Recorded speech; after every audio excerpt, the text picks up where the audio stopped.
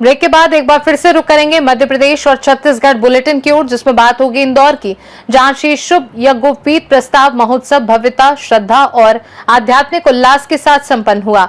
साथ ही बात होगी उज्जैन की, जहां ओलावृष्टि से किसानों को भारी नुकसान पहुंचा है। ऐसी तमाम खबरों पर विस्तार से डालेंगे नजर।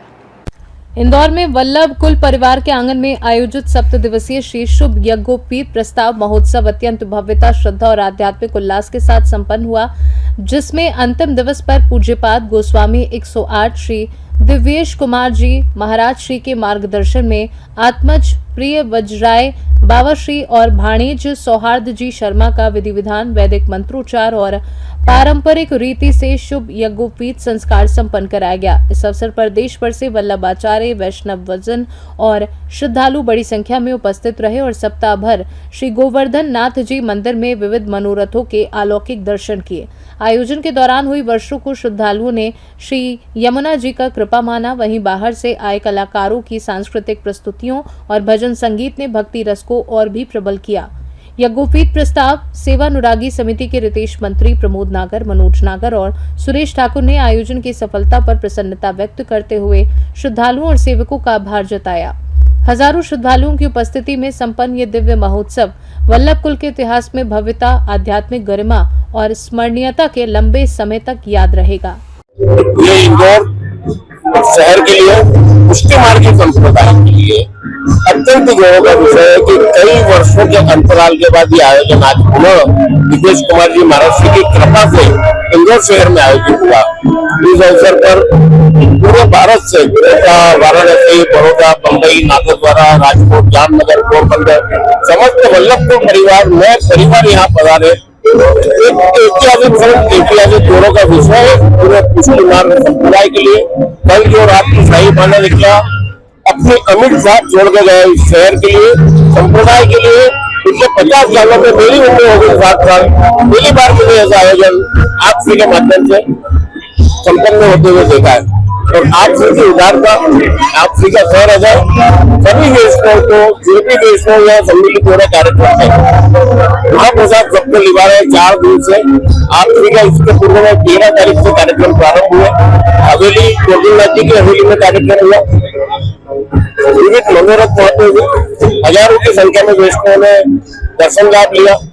4 दिन से लगातार यहाँ पे जो आयोजन चल रहा है और सबको महाप्रसादी कराई जा रही है।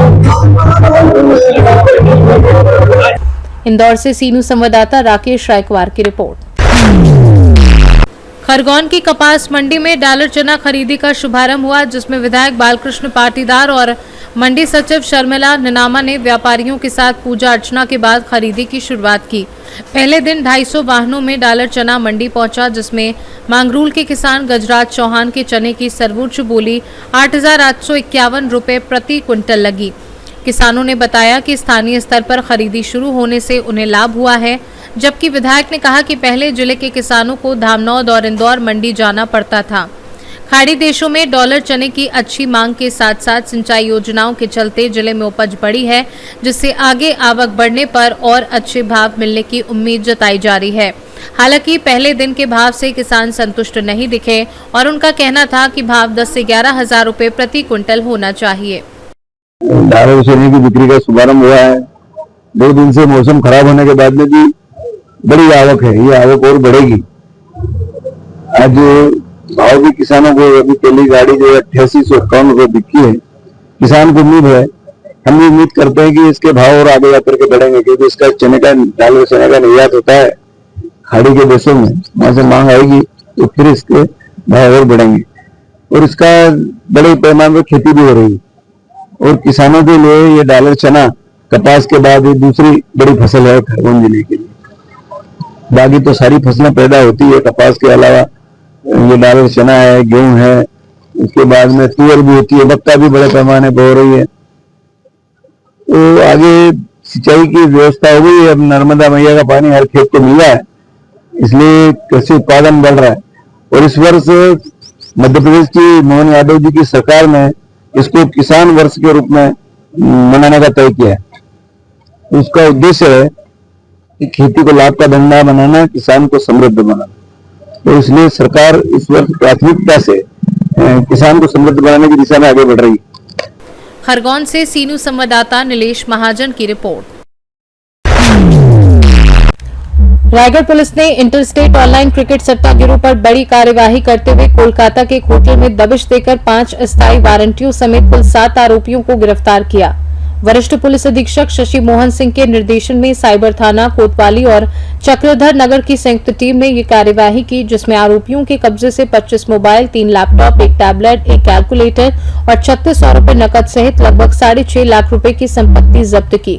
पुलिस के अनुसार गिरोह वर्ल्ड कप क्रिकेट मैचों पर ऑनलाइन बेटिंग ऐप के माध्यम से कई राज्यों में सट्टा संचालित कर रहा था और जांच में पिछले 1 माह में करोड़ों रुपए के दाव लगाने के प्रमाण मिले हैं।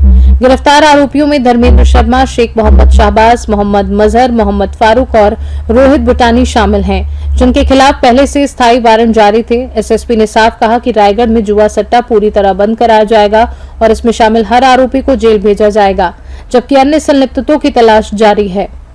सट्टा गिरोह के खिलाफ एक अभियान से छेड़ रखी है, जिसके कड़ी में पुलिस को विश्वसनीय सूत्रों से खबर मिली थी कि लास्ट ईयर 2 मामले पंजीबद्ध हुए थे जुआ अधिनियम की धारा 7 के तहत, जिसमें पिछले साल कुछ गैजेट्स और 1,25,000 रुपए जब्त हुआ था और उसमें कई आरोपी फरार थे, जिनके खिलाफ न्यायालय से स्थायी वारंट निकला हुआ था। और पुलिस को सूचना मिली थी कि कलकत्ता के किसी पर्टिकुलर होटल में ये लोग बैठ के वहां पे अभी भी क्रिकेट सट्टा संचालित कर रहे हैं। इस सूचना पर हमारी साइबर सेल की टीम और यहाँ पुलिस की टीम वहां जाकर रेड करने पर वहां पे 5 व्यक्ति जिनके खिलाफ स्थायी वारंट था, इनको वहां से गिरफ्तार किया गया, जिसमें धर्मेंद्र शर्मा, शहबाज और अन्य 3 लोग थे। इन लोग को यहाँ पर लेके आया गया क्योंकि वहां पे इनके पास में कुछ इलेक्ट्रॉनिक गैजेट, 25 मोबाइल, लैपटॉप और ये सब मिले थे।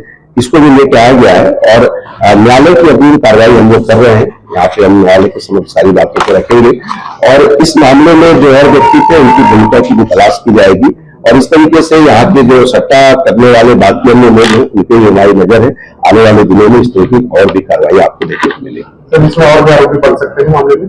ये मामले में जो और फरार है उनके खिलाफ भी हमारी नजर है, उनको भी गिरफ्तार करेंगे। दूसरी स्टेट में कार्रवाई में कुछ दिक्कत होती है सर?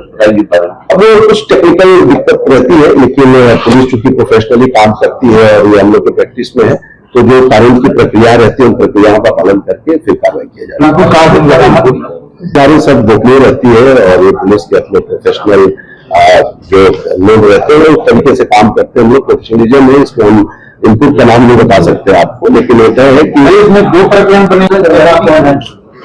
देखिए, मुख्य सरगना में तो सभी है, सबकी मैंने जैसा बताया कि एक सिंडिकेट की तरह काम कर रहे थे, लेकिन इसमें धर्मेंद्र शर्मा का नाम आ रहा है कि इन्होंने इनकी भूमिका ज्यादा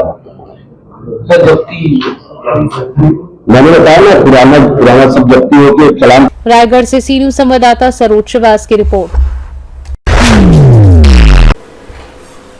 शाहजहांपुर के राष्ट्रीय राजमार्ग 52 पर पनवाड़ी के पास एक सड़क हादसा हुआ, जिसमें इंदौर से उत्तर प्रदेश जा रहे लोडिंग वाहन और ट्रक की जोरदार टक्कर हो गई। टक्कर के बाद लोडिंग वाहन का अगला हिस्सा बुरी तरह क्षतिग्रस्त हो गया और चालक व परिचालक वाहन में फंस गए, लेकिन डायल 112 की टीम मौके पर तुरंत पहुंची और प्रधान आरक्षक बैजनाथ सिंह पटेल व पायलट महेंद्र सिंह जादौन ने वाहन का गेट खोलकर दोनों को सुरक्षित बाहर निकाला। हादसे में चालक और परिचालक को केवल मामूली चोटें आईं, जिन्हें मौके पर प्राथमिक उपचार के बाद सुरक्षित स्थान पर भेजा गया। पुलिस ने क्रेन की मदद से क्षतिग्रस्त वाहन को हटाकर यातायात सुचारू कराया। शाहजहांपुर से सीनू संवाददाता यूसुफ खान की रिपोर्ट। उज्जैन में बीती रात हुई तेज बारिश और ओलावृष्टि से बड़नगर, घटिया, महिदपुर, उन्हेल सहित कई इलाकों की खड़ी फसलें प्रभावित हुई हैं। तेज हवा के साथ हुई बारिश से किसान सुबह खेत पर पहुंचे तो फसलें आड़ी तिरछी पाई और कई जगहों पर फसलें बर्बाद हो गई। पानखेड़ी, पिपलौदा, लेकोड़ा, आंजना जैसे गांव में भारी नुकसान की खबर है। किसानों का कहना है कि कई फसलें आधी तक नष्ट हो गई हैं। सांसद अनिल फिरोजिया ने बताया कि सरकार संवेदनशील है, 24 घंटे किसानों के साथ खड़ी है और मुख्यमंत्री ने सभी अधिकारियों को नुकसान का सर्वे करने के आदेश दिए हैं। उन्होंने आश्वासन दिया कि पहले की तरह इस बार भी किसानों को मुआवजा दिया जाएगा और भारतीय जनता पार्टी पूरी तरह से किसानों के साथ है। गिर गए और किसानों की कमर टूट गई, आपकी सरकार संवेदनशील रही है क्या? किस प्रकार से मुआवजे के लिए होगा? हमारे यशस्वी मुख्यमंत्री भाई मोहन यादव जी बड़े संवेदनशील माननीय मुख्यमंत्री जी हैं। पहले भी जब पिछली बार सोयाबीन की फसल में दाने नहीं आए थे और भारी नुकसान हुआ था, तब भी हमने कहा था कि हम दिवाली में राहत राशि देंगे, तो राहत राशि दी। फिर हमने बोला 52 का कीमत देंगे, 52 दिया, सब किसानों को फायदा मिला। फिर कहा कि हम आपको बीमा दिलाएंगे।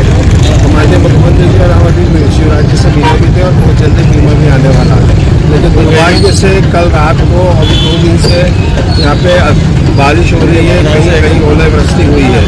हमारे मुख्यमंत्री जी ने संज्ञान में दिया तो उन्होंने सर्वे का आदेश दे दिया। सभी अधिकारी क्षेत्र में घूम रहे हैं, पटवारी से लेकर कृषि अधिकारी तक, और सर्वे कर रहे हैं। जो भी नुकसान होगा किसान भाइयों को घबराने की जरूरत नहीं है। भारतीय जनता पार्टी की, चाहे वो केंद्र की सरकार हो या प्रदेश सरकार हो, हम इस विपत्ति में 24 पहर किसान के साथ खड़े हुए हैं।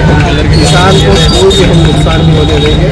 ये हमारे प्रधानमंत्री और मुख्यमंत्री जी का वादा है, जो हम वादा कर। उज्जैन से सीनू संवाददाता विजय सोलंकी की रिपोर्ट।